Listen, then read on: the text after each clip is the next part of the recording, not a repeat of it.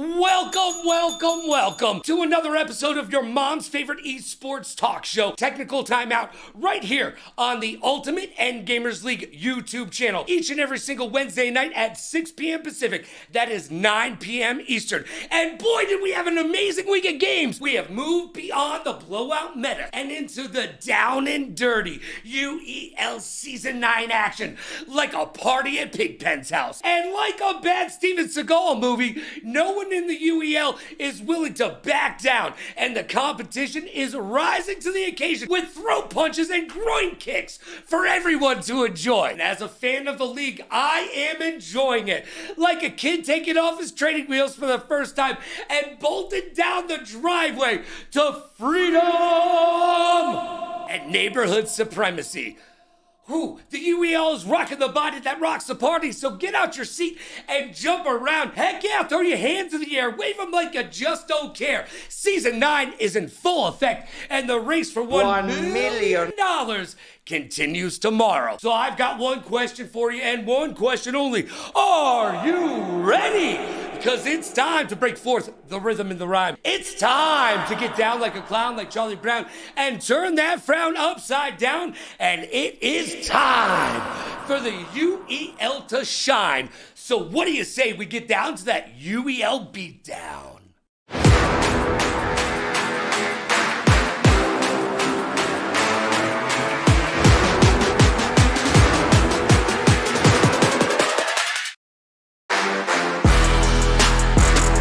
Logan Summit, and I believe one bottle of baby oil is sufficient. This week we will discuss the fact that I am 14-2 in my Season 9 picks, not too shabby, and the competition in the UEL has stiffened. No trades, no problem, but someone has been practicing, and it finally feels like we're playing for $1 million. You're locked in, I'm locked in. Let's get locked in and turn this up to 11, because it's time for the week that was.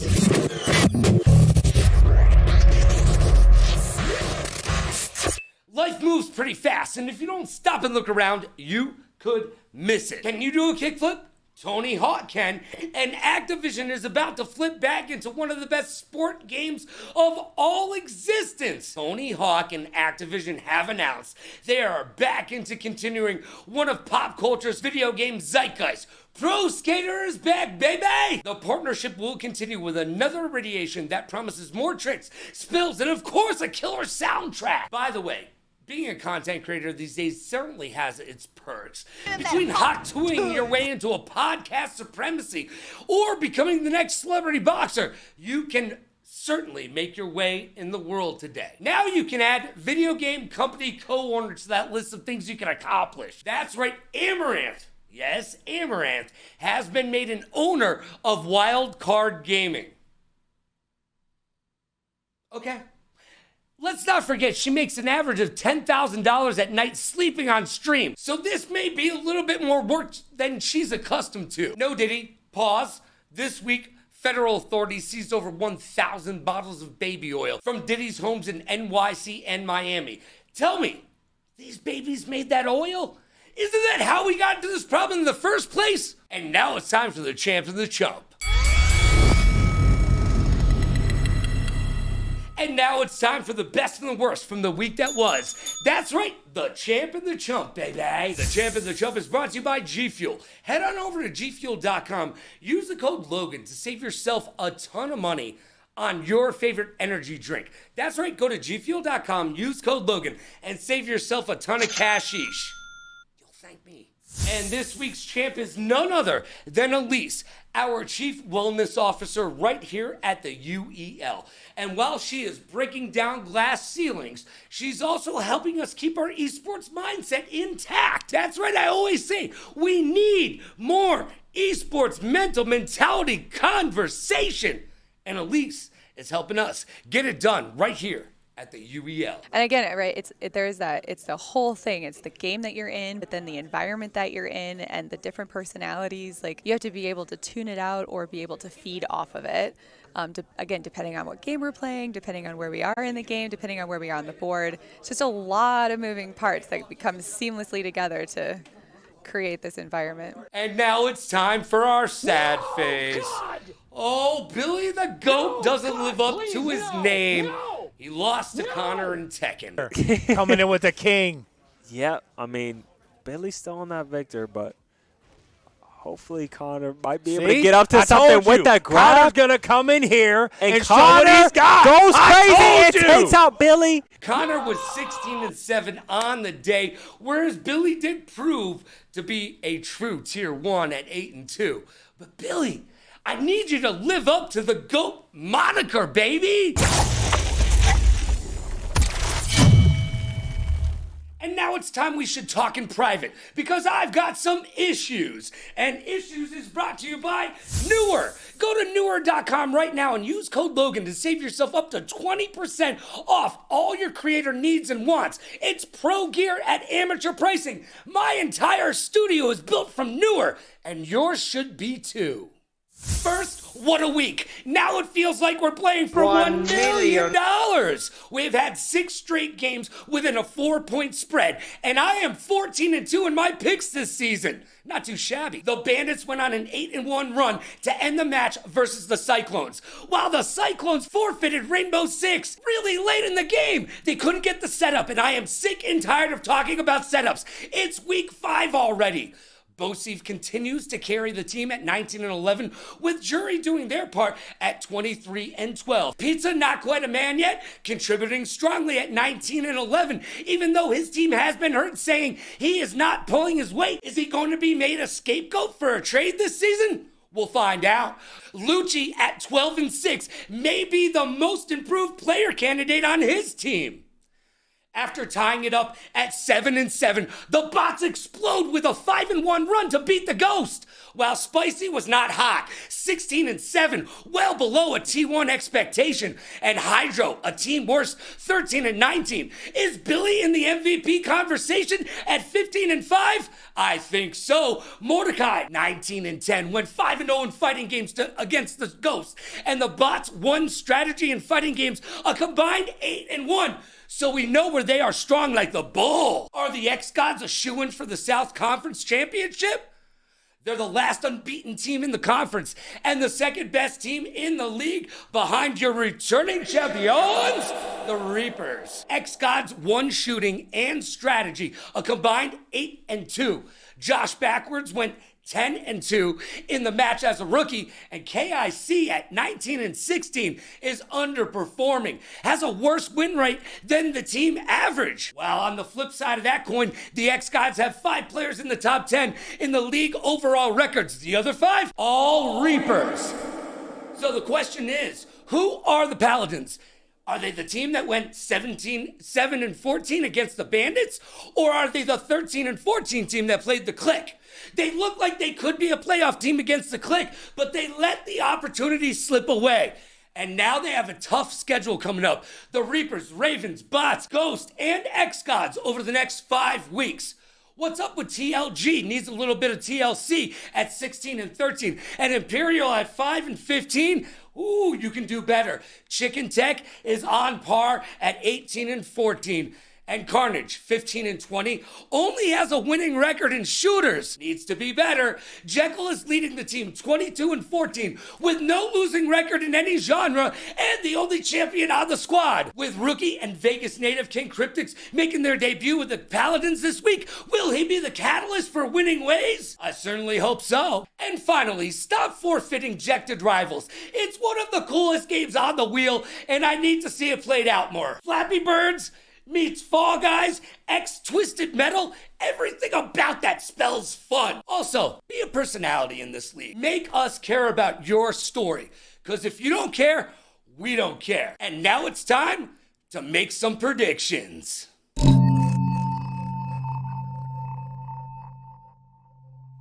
I am currently 14-2 in my predictions, and I'm just saying, if we had gambling in the UEL, you'd be making bank.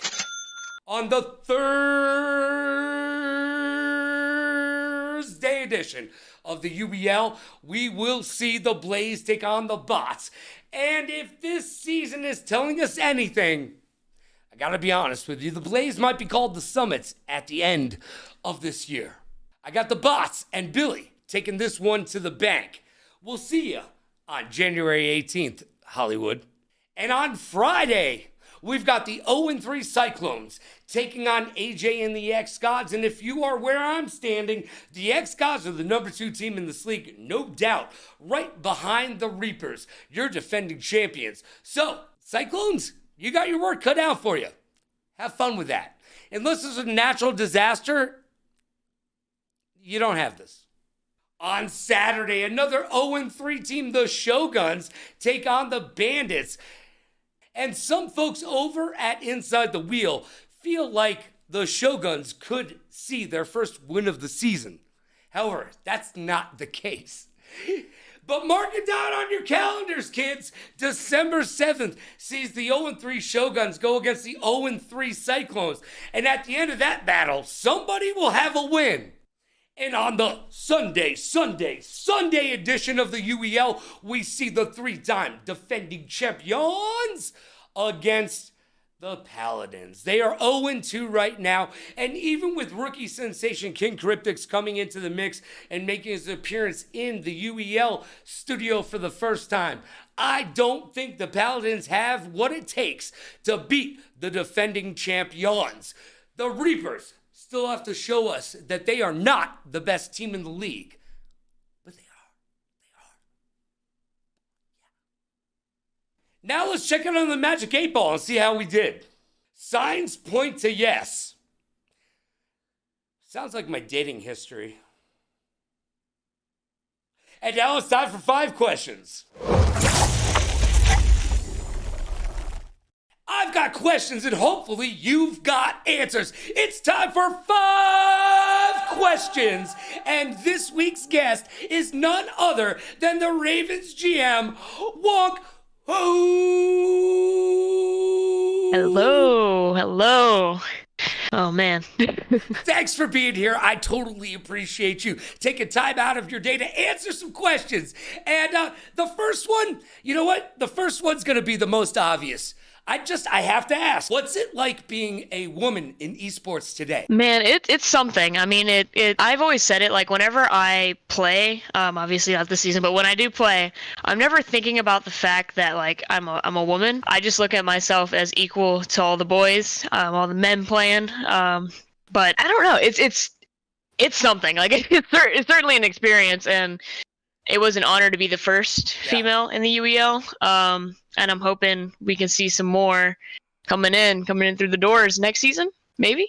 Season 10's looking good. We'll find out. I mean, who wouldn't want to be part of the UEL with the way that it's growing exponentially? I don't care, male, female, they or them. We welcome all people in the UEL. Yes. And remember that U stands for you can be a pro gamer too. All right. Question 2. I gotta ask, I see it all the time. How do I cop one of those Ravens plushies?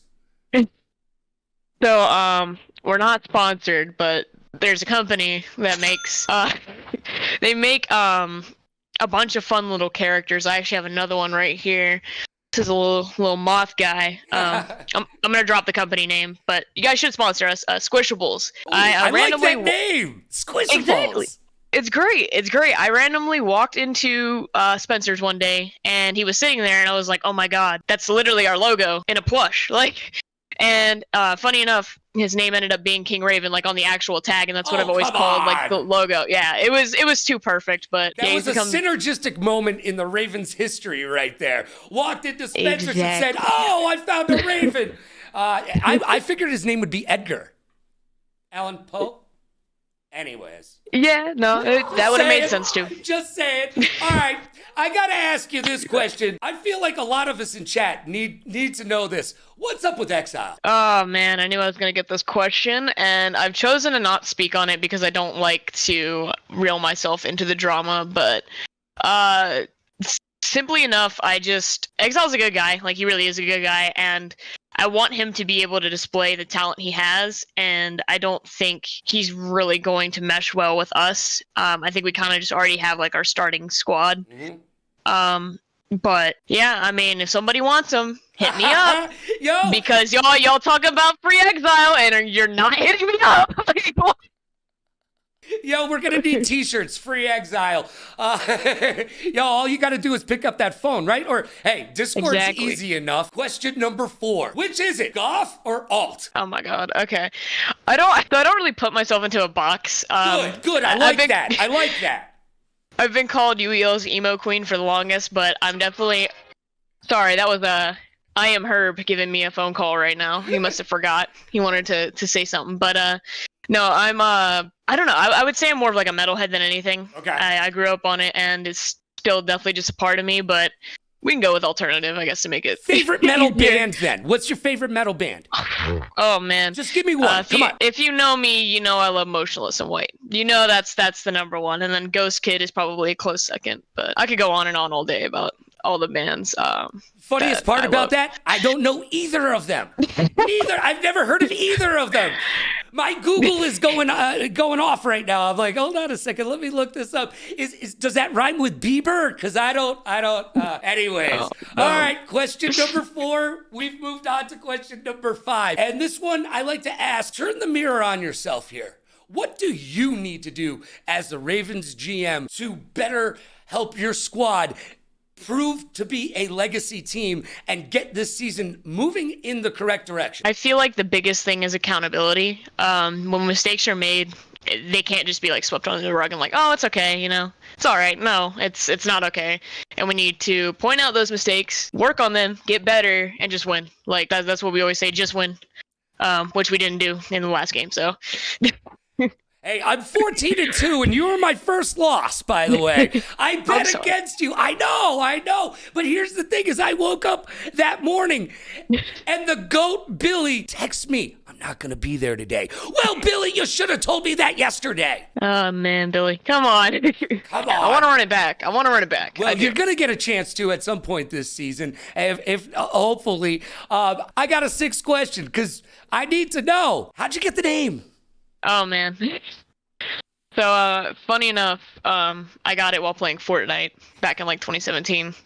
And back then I was just a goofy teenager, I guess you could say. But aren't we all? Man, some people would say that. Some people would be like, "No, you're just cringe," and that's okay. That's fine, because I would agree. But I was getting shot at. We were getting rushed by a team, and I'm just screaming, "Wonk, wonk, wonk!" like an alarm or something. I don't know. And then my mother comes into my room. She's like, "Hey, I'm going to the grocery store. You need anything?" I was like, "Yeah. Can I get some wonkus?" I was like, "Wonkus." Yeah. I meant yoo-hoos, but I was like, "Wonku." Hold on, that could be wonky. I'm a wonky person. This is it. This is the name. And ever since then, the Wonku legacy was born, and go by like 50 other names too, but it's mainly Wonku. Well, I love the name. It's got personality to it. And I talk about how we need more personalities here in the UEL this week. So thank you for showing up, showing out, and showing everybody what a true personality from the UEL is all about. Let's say it with me. Thank you, Wonk. Thank you all for having me. It was such an honor. That sounded sarcastic. Yeah, it did, but everything I say sounds sarcastic, so I get it. Now it's time for the blame game, baby! And now it's time to find out who we blame this week. Oh, it's gonna get down and dirty. And I've got your friend in mind. Mr. Matt Lehman, he is the GM of your Bandits. Matt, thanks for being here today. You bet. Happy to be here. Well, don't say that too quickly. It is the blame game. Look, you asked for it, and asking you shall receive. So here's the deal. I am sick and tired of talking about setup issues and incorrect lineups. This is week 5. We're playing for $1 million. Oh, man, you know what? Just show me the clip. Heading into StarCraft, or rather not heading into StarCraft, because the Bandits are going to hand that one over to the Cyclones. Slow the bleeding, but we actually are going to get a forfeit from the Bandits, surprisingly, just extending that lead. Matt, that's gotta tug at your heartstrings. Maybe even make a little tear come to the side of your eye. Now, you cannot blame yourself, but as the GM, who do you blame for this nonsense? I mean, it's tough because I've got my guys doing multiple roles. I'm a GM that's away. I'm not there. So I've got my guys juggling things. One of my guys recommended bringing someone that's not part of the Tier 7 to join. And we didn't really follow up on that. We said no. And so because of that, Jury and Scarlet, they got overwhelmed. And so we're looking to fix it. But it's a matter of they are doing their job as Tier 1 and Tier 2, but having to take over for me. So if I had to blame them, it would be them because they put in the lineup, but I was the one that put them in that situation. You know what? Each and every single week, everybody always wants to blame themselves, and I get that. Accountability is key here in the UEL, so I love that you're trying to look out for your guys and you want to throw a block for them, but at the end of the day, Jury and Scarlet, Tier 1, Tier 2 respectively, it's your fault. And Matt, thank you so much for being on the Blame Game. All right. Thanks, Logan. Hey, now it's time for my hot take. And Hot Take is brought to you by Newhouse. Go to newhouse.com right now and use code LoganRadioRocks to save yourself tons of cashish on all the furniture that you want. Trust me, you don't want a gaming chair. You need an office chair. Sit like a boss. You think Bill Gates sits in a gaming chair? No, I don't think so. All right, each and every single week on Hot Take, I give you my unfettered opinion, and just to prove to you that it's just a stream of consciousness, I throw on the shades. Now, I've been meaning to tell you about a story for a few weeks. I was walking down the strip, rocking some Vans sneakers, and I heard a group of kids walk by me and snicker to themselves, "Look at that old guy trying to be cool wearing Vans. Look! Vans are 45 years old, so you're welcome. I gave you Vans. The generation before you gave us Uggs, which are short for ugly, and your generation gave us Crocs, which are just a crock of... So you know what? Understand that styles come back and forth, and you need to know those Converse All-Stars you're wearing? Yep. You're welcome for those as well. And you know what? At 46 years old, I have done a lot and accomplished a lot. So you should probably look both ways before you cross the street. I'm just saying, whatever happened to appreciating your elders? I need respect. And you need to respect the awesome style that I brought forth. Now, I'm sorry for the whole trucker cap thing in the early 2000s. That's on me as well. But Vans, Converse One Stars, you're welcome.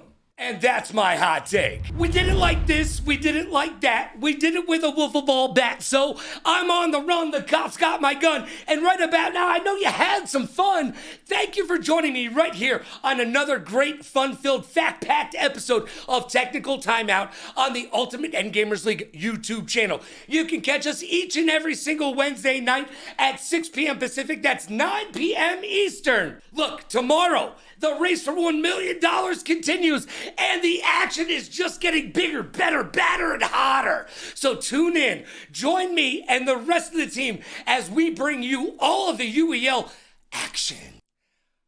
Be good to yourself and be kind to others. Pay it forward, play it forward. Rock like a party star, party like a rock star. Smile strong, laugh loud, and last but not least, please like, follow, and subscribe so you will know when I will be live once again, giving you the Ultimate Endgamers League inside scoop. I'm Logan Summit, and it's been my pleasure to hang out with you. Take care of yourself, and if you can't be good, be quick.